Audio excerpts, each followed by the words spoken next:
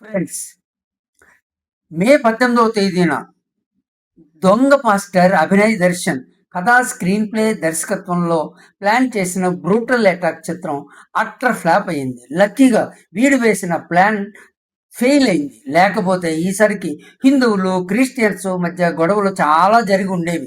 ఆ మత ఘర్షణలో ఈసరికి చాలా మందికి ప్రాణహాని జరిగి ఉండేది. ఒక పరమ పోరంబోకు పాస్టర్ మత బోధకుడు చేసిన పనికి రాష్ట్రం అల్లకొల్లోలం అయి ఉండేది. ఎందుకంటే అటాక్ చేసిన వారు జై శ్రీరామ్ అంటూ నినాదాలు చేశారని, బీర్ బాటిల్స్ తో పొడిచారని చెప్పాడు ఈ ద్రోహి. అభినయ్ దర్శన్ అనేవాడు కడపవాసి. హిందువుగా పుట్టి క్రిస్టియన్ గా మారాడు. మన దేశంలో అందరికీ మత స్వేచ్ఛ ఉంది. ఎవరి నమ్మకాన్ని బట్టి వారు ఏ మతాన్నైనా ప్రాక్టీస్ చేసుకోవచ్చు. కానీ వీడు కాసులకు కక్కుర్తిపడి మతం మారాడు. దశమ భాగాల కోసం పాస్టర్గా మారాడు. మణిపూర్లో జరిగిన అల్లర్ల నేపథ్యంలో అందరి దగ్గర నుంచి లక్షలు వసూలు చేసి మింగేశాడు ఈ తిమింగలం. భార్యను కట్నం కోసం వేధించిన పరమ నీచుడు వీడు. ఒకరికి తెలియకుండా మరొక అమ్మాయితో కాపురం చేసిన దుర్మార్గుడు. క్రిస్టియన్ మత ప్రచారం చేయటానికి వీలుగా, మతాలు మార్చడానికి వీలుగా, డబ్బులు దోచుకోవడానికి వీలుగా వీడు భరోసా అని పార్టీ పెట్టాడు.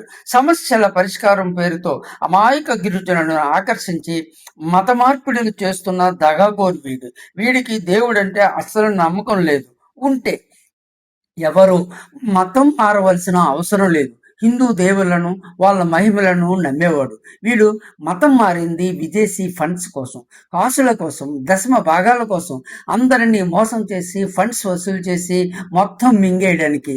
2-3 ఫ్లాప్ సినిమాలు చేసి అందరికీ కుచ్చుటోపీ పెట్టాడు ఈ సకల గుణాభిరామి ఈ అభినయ్. ప్రభుత్వం ఇలాంటి వారిని కఠినంగా శిక్షించాలి. క్రిస్టియన్ మత పెద్దలు మూకుమ్మడిగా వీడి డ్రామాను ఖండించాలి.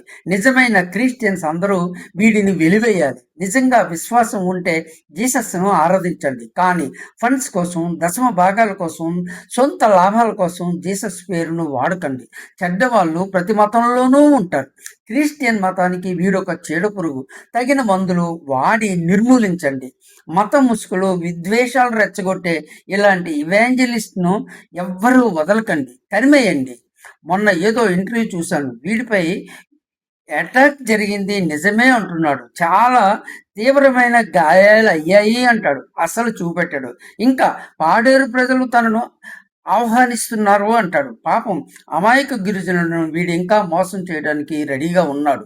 వీడి నాటకంలో పార్ట్ అయినందుకు ఈ గిరిజనుల మోటార్ బండ్లు, మొబైల్స్, ఇతర వస్తువులు ఇంకా పోలీస్ స్టేషన్లోనే ఉన్నాయి. వీడు మాత్రం బెయిల్ మీద బయటకు వచ్చి హ్యాపీగా మోసపూరిత ప్రయాణం మరలా మొదలు పెట్టాడు. వీడికి మన నుండి, ప్రభుత్వం నుండి, దేవుడి నుండి త్వరలో శిక్ష పడాలి. ఒక సామాజిక బాధ్యతగా ఇది తప్పకుండా జరగాలని కోరుకుందాం. Friends, please subscribe our channel Venkadu creations. Share this with your friends and family members. Thank you all.